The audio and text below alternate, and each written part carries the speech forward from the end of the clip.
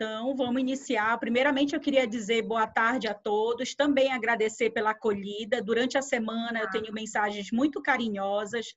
Esse momento, além de novas habilidades que nós estamos conquistando, seja nossas teleaulas, seja mexer mais nesse universo tecnológico, aprender novas habilidades, eu acredito que a gente também está se transformando em pessoas muito mais humanizadas e pessoas muito mais sensíveis, ao ponto de nos colocarmos no lugar do outro, entendermos a dor do outro. É a primeira grande crise que nós passamos, nós brasileiros. A gente nunca tinha passado por guerra, a gente nunca tinha passado por nada dessa natureza. Então, esse isolamento não está fácil, né? Essas restrições em todos os sentidos não estão sendo fáceis. A gente já fica sabendo de demissões, a gente fica sabendo de tantas coisas, de tantas dificuldades, pessoas que trabalham no universo informal também aí com seus prejuízos, porque não conseguem estar conseguindo o seu dinheiro, né, o seu sustento diário. Então, no meio de todas essas dificuldades, a gente encontrar pessoas colaborativas, pessoas que se colocam no lugar do outro, pessoas que estão ajudando, pessoas que estão se juntando para entregar a cesta básica, para fazer máscara de tecido. Então, ver todo esse carinho, pessoas que trabalham com lanche, com comida, dizendo e mostrando o seu serviço e nós, como próximos, podemos colaborar. Isso nos mostra o quanto nós estamos sensíveis à causa e colocando em ação aquilo que a gente acredita e aquilo que a gente estuda. Não teria outro cabimento passar por uma situação dessa se não olhasse como uma ótima oportunidade de colocar em prática todos os nossos valores, aquilo que a gente acredita, seja no âmbito político, enquanto, né, cidadãos, e seja no âmbito emocional, enquanto sujeitos desse processo histórico. Então, eu que passei por uma dor dessa, estou passando, eu só tenho a agradecer a maioria de vocês, assim, que foram muito sensíveis e ainda são acolhedores, porque o momento realmente não está fácil, tá? Eu vou dividir com vocês esse material e não se preocupem, eu já sei que a maioria iria gostar de recebê-lo e eu vou estar disponibilizando para vocês, tá bom? Eu hoje arrumei todo, coloquei do jeito que eu acho que vai ficar bem legal, acrescentei algumas coisas que eu achei importante e vou socializar com vocês, tá?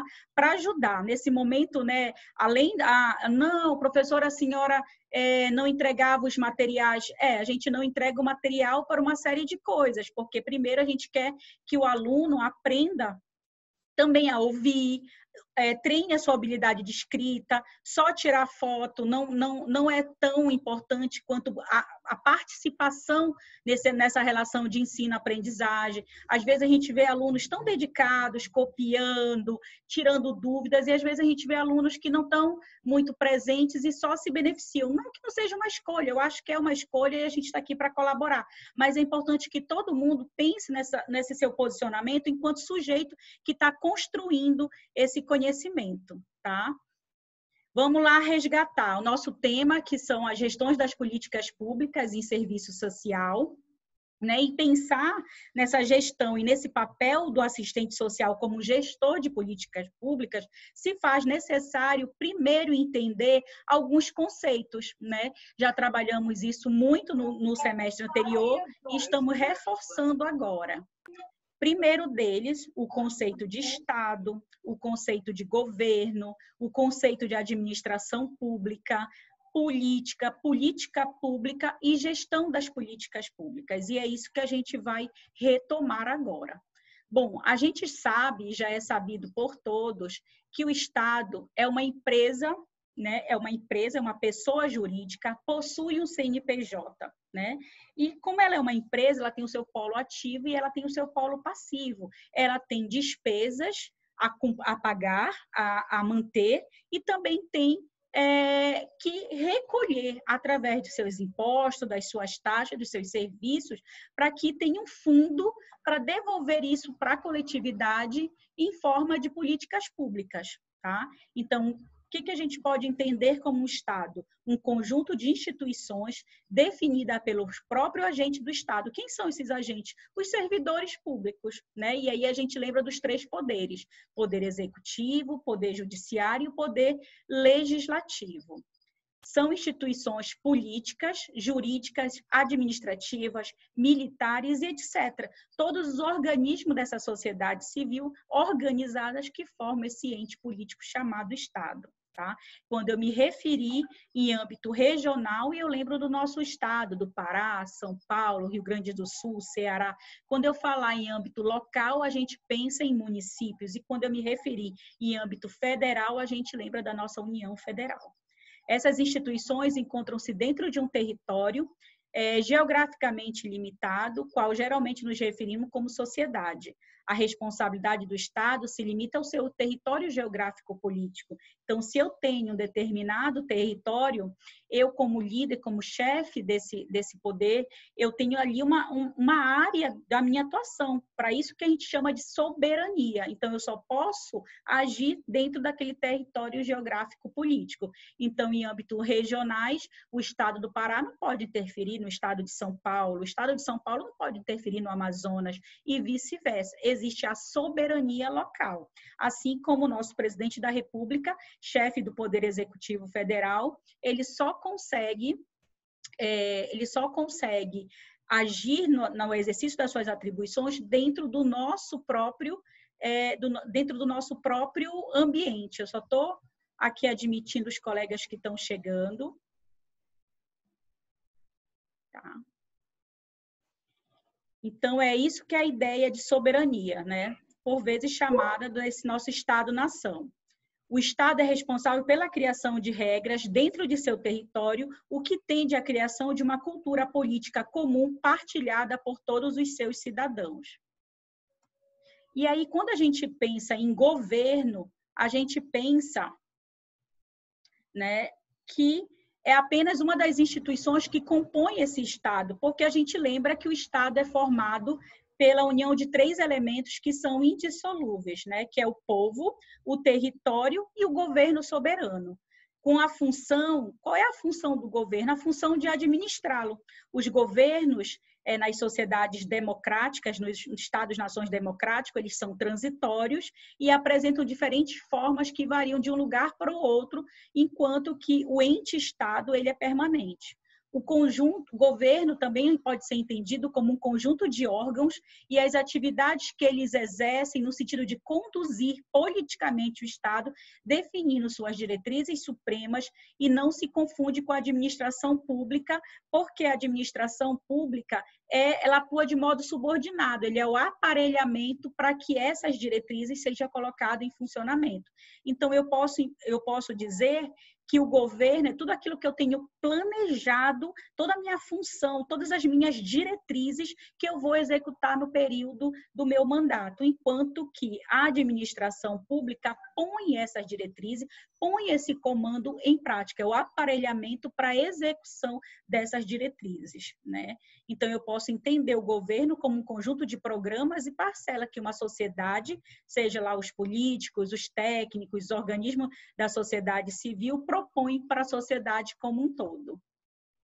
Aqui, a gente vai falar agora de administração pública, lembrando que tudo até agora é uma pequena revisão do que a gente já viu. A palavra administrar significa não só prestar serviço, mas executá-lo. Também significa dirigir, governar, exercer a vontade com o objetivo de obter um resultado útil e até traçar um programa para executá-lo, um programa de ação para executá-lo, né? Então, a vontade de atingir e obter um resultado útil. Para quem? Para a coletividade. Né, o princípio da finalidade que a gente também já viu. Então, eu tenho como fim prestar o melhor serviço para minha coletividade, para minha sociedade.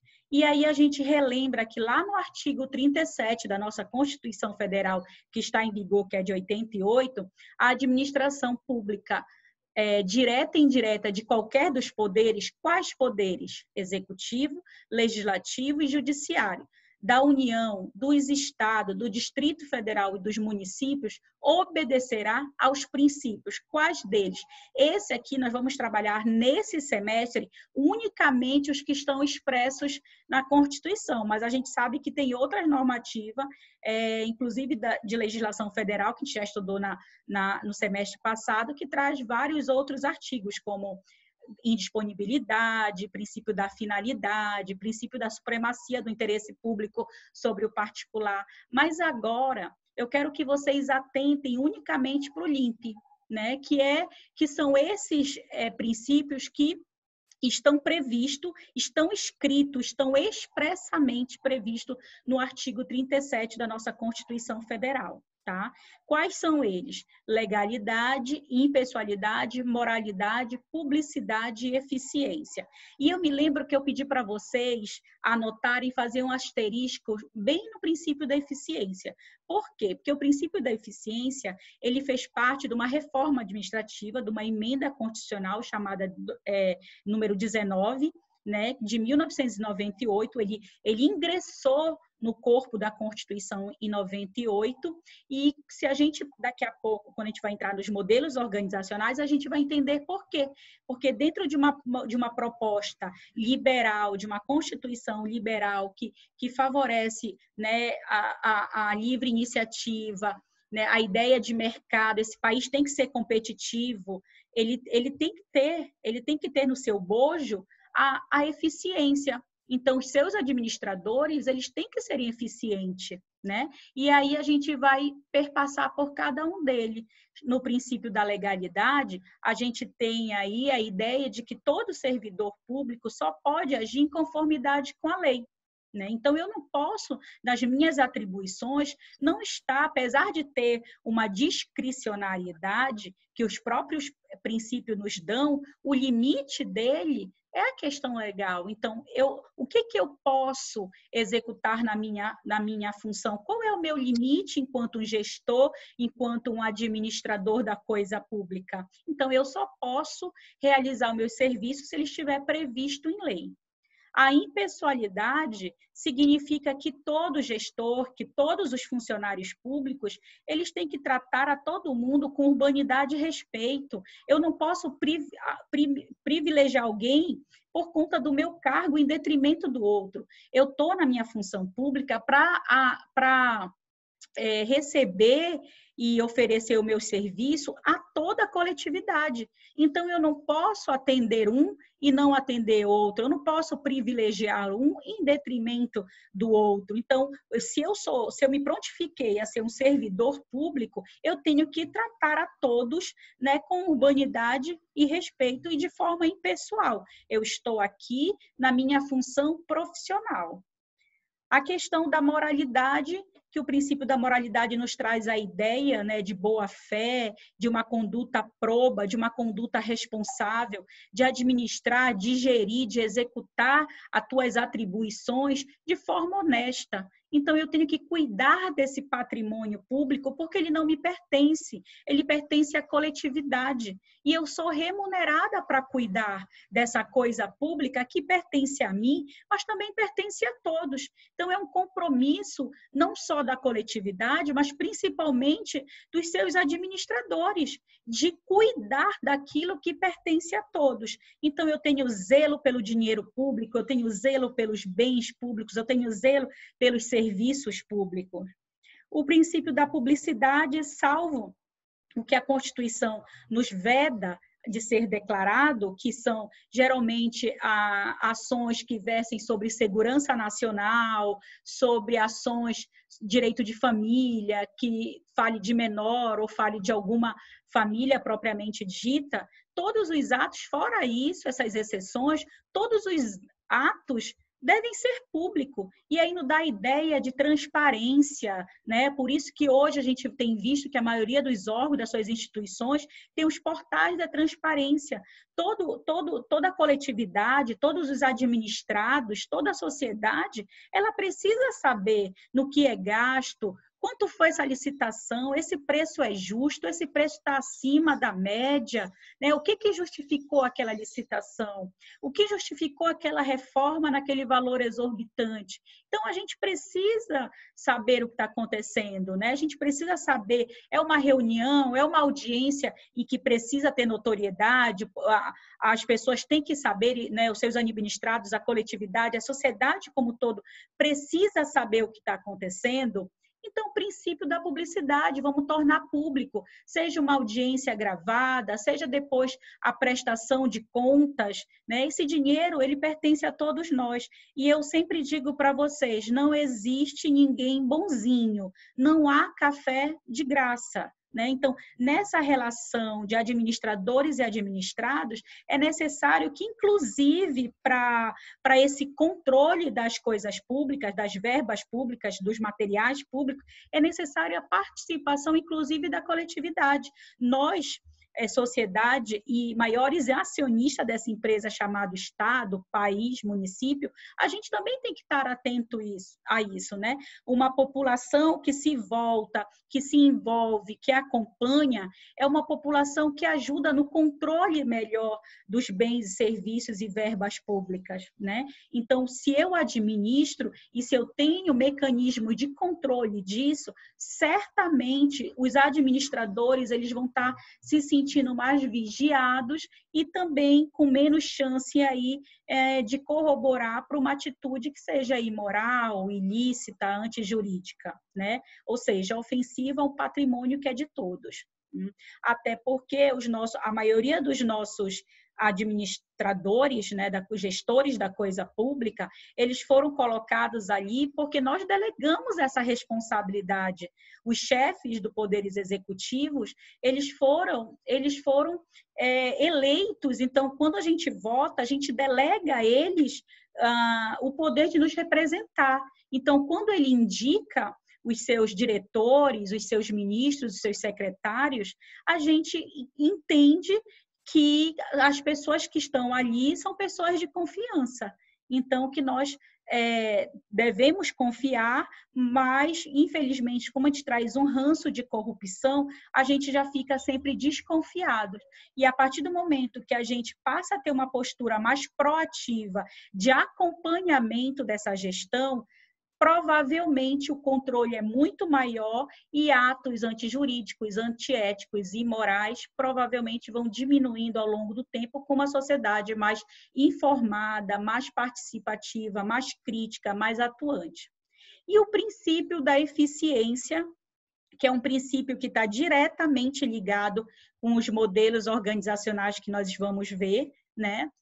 Se pede aí nesse novo formato de um Estado liberal, de um modelo de gestão gerencial, que esses gestores e os seus subordinados sejam servidores prestativos, né? Sejam servidores proativos, sejam servidores eficientes, eficazes, sejam servidores que cumpram com suas responsabilidades, né? Que administrem, tenham uma relação de custo-benefício com esse bem, com esses serviços públicos, né? Com esse dinheiro público. Então, a gente traz aquela ideia da iniciativa privada, de competitividade, de melhor e maior produtividade desses agentes públicos como um todo. Então, daí, a partir de 98, o princípio da eficiência fazer parte do bojo do nosso texto constitucional. Tá? Avançando, nós temos aqui também a questão, já entrando em política, e a gente precisou fazer todo esse caminho para que a gente entenda melhor sobre política, e aí a gente começa com a sua epistemologia. O termo política emana do adjetivo politics, né, que vem do grego, vem de polis, que se refere a tudo que se relaciona com cidade, com o que é urbano, público. Polis, termo grego que se refere à cidade, compreendida como uma comunidade organizada, formada pelos seus cidadãos. O termo grego remete àquela ideia de que os cidadãos, na época, eram os cidadãos que eram livres e iguais, né? Ou seja, os escravos não participavam das tomadas de decisões, não eram considerados cidadãos. Com o decorrer do tempo, o termo política, se cair, a gente retoma já já. Com o decorrer do tempo, o termo política passou a designar um campo dedicado ao estudo da esfera da atividade humana articulada às coisas do Estado. A ciência política é uma área do pensamento destinada a estudar os modelos de organização e funcionamento estatal, ou seja, né, a necessidade da gente compreender cada vez mais sobre esse universo. E aí, a gente trouxe aqui vários conceitos, né? 4 principais conceitos aqui. Não existe uma única nem melhor definição sobre o que seja política pública, mas o MID traz lá em 95, a define como um campo dentro do estudo da política que analisa o governo à luz de grandes questões públicas. Quer dizer, eu passo a entender, a compreender que tipo de governo eu tenho a partir das suas políticas públicas, das suas ações, dos seus programas, dos seus projetos. Em 80, nós temos a definição de Lean, que diz que política pública é um conjunto de ações do governo que irão produzir efeitos específicos. Que efeitos específicos? E aí a gente tem que ver os resultados, se atingiram, né, os seus usuários, se foi uma política satisfatória, se não foi. Aí a gente precisa entender, porque é isso que vai dizer se esse governo foi bom ou não foi, se essa política atendeu aos seus interesses ou não. O Peters, em 86, segue o mesmo veio e diz que política pública é a soma das atividades dos governos que agem diretamente ou através de delegações e que influenciam a vida dos seus cidadãos. Claro, que ações diretas e delegações? Através, gente, do que a gente já sabe de administração direta, né, e das administrações indiretas, onde esse poder público cria outras instituições para oferecer esse serviço sobre a égide de fazer com melhor qualidade, que é o caso, por exemplo, das autarquias, das fundações públicas, das sociedades de economia mistas, das empresas públicas, né? Então, eu, no exercício das minhas atribuições, ofereço de forma centralizada e direta, ou eu delego para outras instituições colaborarem com o serviço público de forma indireta. E o DI fala aqui, em 84, que sintetiza a definição de política pública como é o que o governo escolhe fazer ou não fazer. Ou seja, o ato dele não fazer também é uma escolha, também há uma intencionalidade. Então, em todas as políticas públicas, eu tenho uma intencionalidade de um governo e por trás dessa intencionalidade, desse projeto de governo, eu tenho um modelo de gestão e um modelo de Estado também. Tá? Quando nos referimos às políticas públicas, estamos tratando de ideias e de ações, e, sobretudo, claro, ações governamentais. O que mais eu tenho aqui? Vamos passear por esse universo das políticas públicas. Eu tenho aqui, das diversas definições e modelos sobre política pública, a gente pode extrair e sintetizar essas 3 ideias principais. Quais são? Vamos lá. A política pública permite distinguir entre o que o governo pretende fazer e o que de fato ele faz, tá? Então, eu tenho uma política pública inicial, eu tenho um projeto, né, e ele tem lá um plano de governo, e aí a gente vai ver se realmente ele foi colocado em prática, porque aquele plano de governo que ele apresentou na época das eleições, ele tem que ser concretizado, e ele se concretiza por meio de ações públicas, de ações de políticas públicas. A política pública envolve vários atores e níveis de decisões, embora seja materializada através dos governos e não necessariamente se restringe a participantes formais, ou seja, não se restringe ao próprio governo e seus dirigentes, já que os informais também são importantes nessa participação. Ou seja, a gente não faz política pública sozinha. O governo não faz sozinho. É necessário que, para que ele possa colocar em ação, é necessário também a participação da coletividade. Um exemplo disso agora são as diretrizes do Ministério da Educação sobre a orientação do isolamento social. Não adiantaria nada tivesse no papel, olha, fique em casa, a questão, isso aí é comprovado que vai diminuir a velocidade de contaminação e a população não colaborasse. Então, para que uma política pública seja exitosa, é necessário, sim, que todos os atores colaborem para que ela realmente possa ser exitosa. A política pública é uma ação intencional e com objetivos alcançáveis, né? Então, eu tenho uma intenção, eu tenho objetivos com isso e eu tenho que ver se os resultados dela foram alcançados. Por isso que todo dia o Ministério da Saúde, junto com as suas secretarias estaduais de saúde, divulgam um boletim sobre como está a situação, porque ela precisa informar e perceber se os seus objetivos estão sendo alcançados. A política pública, embora tenha impactos no curto prazo, ela é sempre uma política de médio a longo prazo, tá? Então, eu até tenho políticas de curto prazo, mas os impactos delas sempre será a médio e longo prazo.